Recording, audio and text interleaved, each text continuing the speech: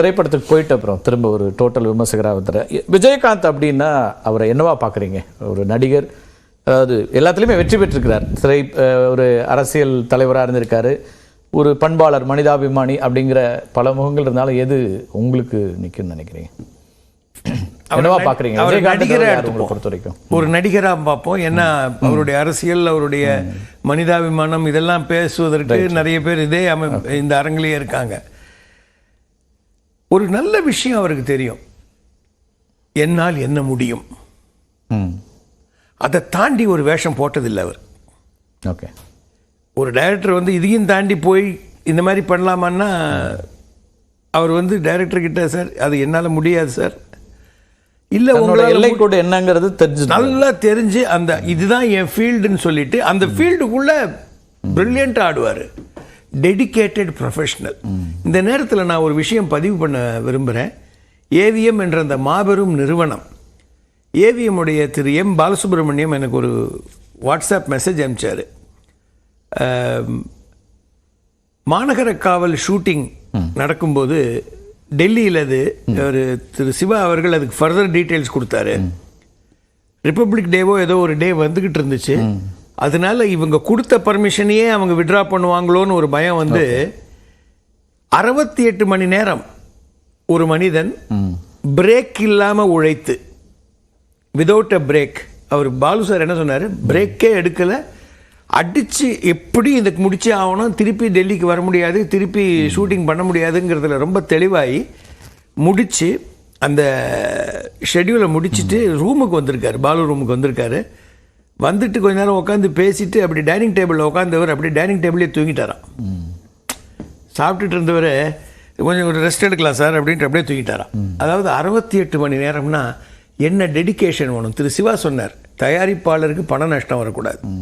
இயக்குனர்கிட்ட நான் நம்பிட்டேன் இதுதான். ஆனஸ்ட் ராஜ்னு ஒரு படம் நானும் அவரும் பண்ணோம். இந்த ஆனஸ்ட் ராஜ் படத்தில் பார்த்தீங்கன்னா விஜயகாந்த் சாருடைய என்டையர் அவர் அது வரைக்கும் கொண்டு வந்த ஸ்டைல், அவர் அது வரைக்கும் கொண்டு வந்த பாணி எல்லாத்தையும் கட் பண்ணியிருப்பார் இந்த டைரக்டர். நான் நம்பிட்டேன்.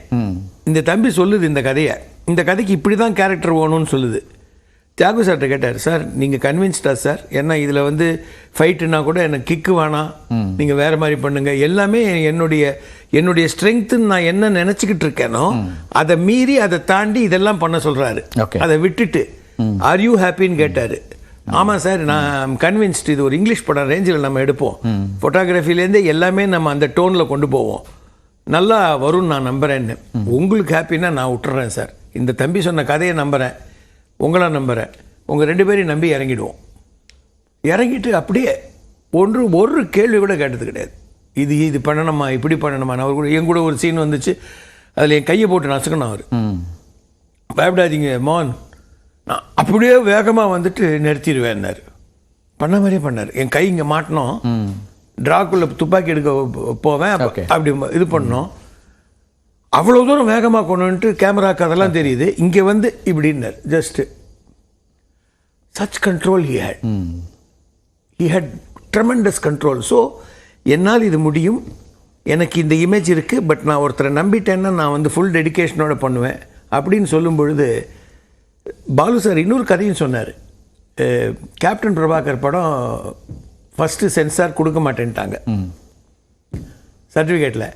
ரிவிஷன் கமிட்டியில் AVM Balu chairman of the revision committee. Okay, அது என்னவோ தெரியல, அந்த கன்சர்ன்ட் ஆஃபீஸருக்கு என்னவோ ஒரு மனஸ்தாபம்னு வைங்களேன், அது என்னன்னு பேச வேண்டாம்.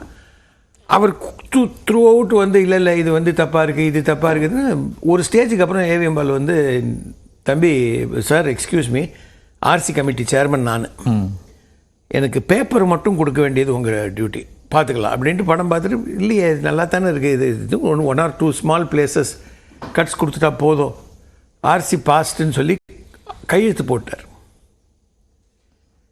கையெழுத்து போட்டு அந்த ஆஃபீஸருக்கு இருந்த மனக்கசப்பில் அந்த ஃபைலை தூக்கி போட்டு பேக்கில் போட்டு வீட்டுக்கு எடுத்துகிட்டு போயிட்டார். கொஞ்ச நேரத்துக்கு அப்புறம் செல்வமணி சார் ஃபோன் பண்ணி, சார் எல்லாம் ஓகேன்றீங்க, பட் ஃபைல் வரலையே சார்னு. எங்கே இருக்குன்னு இவங்க 2 பேருமா போய் இந்த ஆஃபீஸர் வீட்டுக்கு போய் ஃபைல் தூக்கிட்டு வந்துட்டாங்க, கூட்டி ஃபைல். அது எதுக்கு சொல்ல வரேன், அதுக்கப்புறம் ஃப்ளைட்டாக இருக்கட்டும், இங்கேயா இருக்கட்டும், அங்கேயா இருக்கட்டும், ஏவிஎம்லேருந்து அந்த சகோதரர்களில் யார் வந்தாலும் கேப்டன் முதல்ல போய் அவங்கள பார்த்து வணக்கம் சொல்லி Okay. பாலு சொல்லி நெகிழ்ந்தார். இந்த மாதிரி அவர் அவ்வளோ பண்பாளர், ஒரு தயாரிப்பாளருக்கு இவ்வளோ மரியாதை. தயாரிப்பாளரோட பிரச்சனையும் புரிஞ்சிட்டு நடிக்கக்கூடிய ஒரு நடிகராக இருந்திருக்கிறாரு அப்படிங்கிறீங்க. நம்ம பேசலாம்.